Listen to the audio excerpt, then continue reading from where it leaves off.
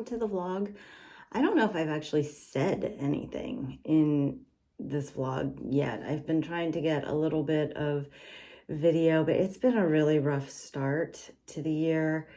I was sick over the holidays, and then we got pummeled by a snowstorm.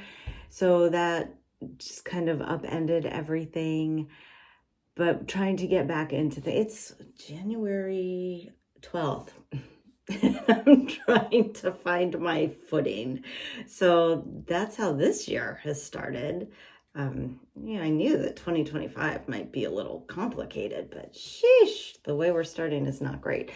I just wrapped up working on a video of book recommendations, and I'm going to check and see if any of this footage is even usable. It felt really rough recording this morning, and I don't know if I'm going to need to go back and kind of redo this. It's really weird talking to a camera. I have to say, throughout my career, I did a lot of public speaking, and I've always been pretty comfortable with public speaking, but somehow talking to a camera, it's harder. I don't know how to explain it. So anyway, I'm going to go through this little memory card and see if anything that I did this morning is useful. I guess the whole point of this project is to get better at this, right? So I'm gonna have a look and we'll decide if I'm re-recording, and we'll just keep vlogging away on this January of 2025. We'll see what happens.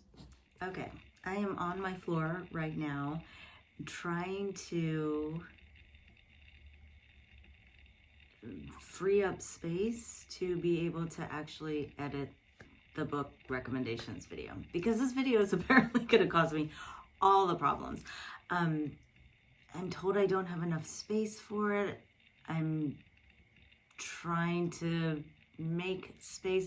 This is the problem with learning how to do something that I've never really done before and doing it kind of basically self-taught, because every time something like this happens, I just have to kind of figure it out and learn for myself how to handle it. I really, really wish I had an IT department, but I do not. That would be me. So I'm trying to figure out how to free up space to be able to create YouTube videos. We'll see how this goes. Oh my God.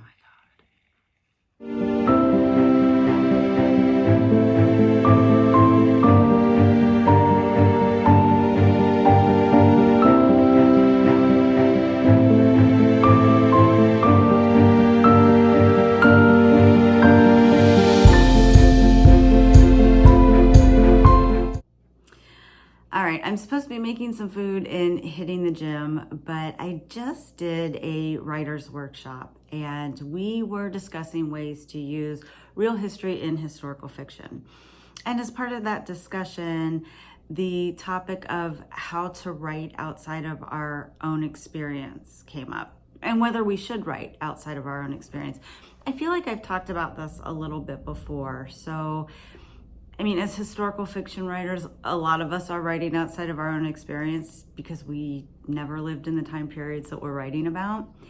But when we talk about writing outside of our own experience, what we're really talking about is white writers writing Black stories, straight writers writing queer stories, men writing women characters, just kind of switching up those roles a little bit, and whether or not that's appropriate. And I think I've said in the past that it can be done, but it needs to be done thoughtfully and with sensitivity and with responsibility. So anyway, as part of that discussion, Vasim Khan offered up 6 things to consider if you're going to be writing outside of your lived experience. And I thought some of these were pretty good, so I'm just gonna put them out there and see if you might find them helpful too, if you're also kind of playing in the writing community. So Khan suggests the 6 following things. 1, be aware of taking up someone else's space. And I think that that's really important if we're gonna be writing about people or experiences that we haven't had, to really make sure that we're also referencing and recommending people who are writing about those experiences who have a more direct connection to them. He says, second, understand what you don't know. Do your research, avoid stereotypes, use empathy, and use a cultural consultation or sensitivity reader in your editing. And I do think that these are kind of helpful things to think about. You know, it really comes down to just learning as much as we can about people and experiences that we might not have had, and then being really thoughtful and, like I said, responsible and sensitive as we're writing those characters. At least that's what I'm trying to do. One of the characters in my book is an enslaved Black woman, not an experience that I've had, and I'm trying to learn as much as I can, be as thoughtful as I can, find as many resources as I can, and direct people to those things as well. So that's the approach I'm taking, and I hope in the end it ends up working. All right, just needed to, that was just like in my head, just something I was thinking about. And I thought, you know what? Put it on video and then go make some food and hit the gym. That's what we're doing next.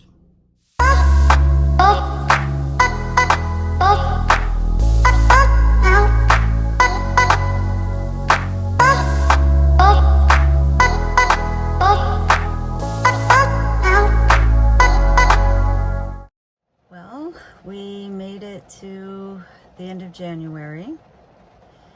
It has been a hard month, and it's ending in kind of a dark place. And I don't know what more to say about that, actually. So yeah, it's Friday, last day of January. Trained my clients this morning. I am about to go in and train myself. I'm here to skate, and it's the day after some skaters were lost in an airplane crash. So that's, I don't know, the dynamic is hard. So yeah. In a little more lighthearted skating perspective, I got new blades put on my skates this month. That's been a disaster, much harder to adjust to than I expected. So yeah, I mean, it is getting better, and hopefully today will be better.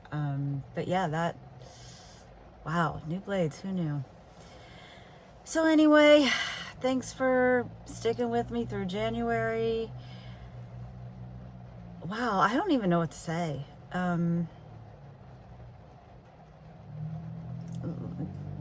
Hopefully February will be better. Oh boy, this is just a really dark and sad way to end a vlog. These are just supposed to be like happy and irreverent and just silly.